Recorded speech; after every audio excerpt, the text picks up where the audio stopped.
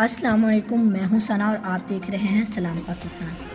گزشتہ روز صادقی کے press club کے انتخاب وزیر ولاز صادقی میں رانا غلام رسول سی ای او وزیر ولاز اور چیئرمین رانا شمشاد خان وزیر ولاز کی زیر نگرانی منعقد ہوئے۔ یہ صادقی کے پریس کلب کے پہلے انتخابات تھے جس میں رانا محمود خالد اور ملک راشد محمود صدارتی امیدوار تھے۔ اس سے پہلے جنرل سیکرٹری رانا عثمان خان بالمقابل منتخب ہو چکے تھے۔ الیکشن کمیشن کے فرائض محمد نوید گرایا،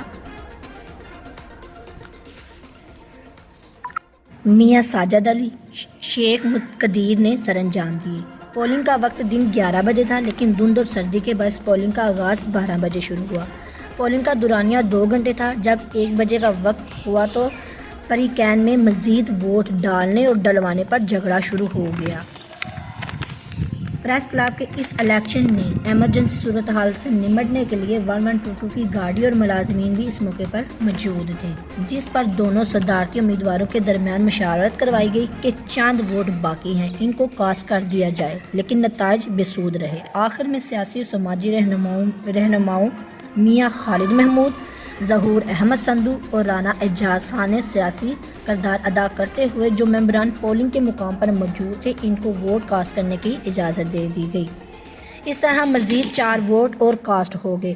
کل 21 ممبران نے ووٹ کاسٹ کرنے تھے، جس میں سے 20 ووٹ کاسٹ ہوئے اور 1 ممبر غیر حاضر تھا۔ بظاہر مقابلہ بہت کانٹے دار معلوم ہو رہا تھا، لیکن جب پولنگ کا وقت ختم ہونے کے بعد ووٹ گنے گئے تو حیران کن طور پر یک طرفہ فیصلہ نکلا۔ رانا خالد محمود نے ملک راشد محمود کے 2 کے مقابلے میں 18 ووٹوں سے کامیابی حاصل کی۔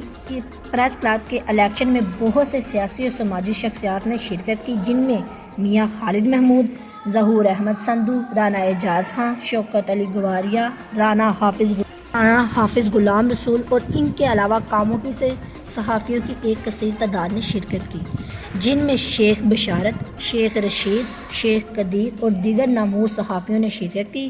وزیر ولاز کے سی ای او رانا شمشاد خان نے الیکشن کے لیے پولنگ بوتھ پر مکمل پروٹوکول دیا اور مہمانوں کی چائے اور قہوے سے خاطر مدارت بھی کرتے رہے۔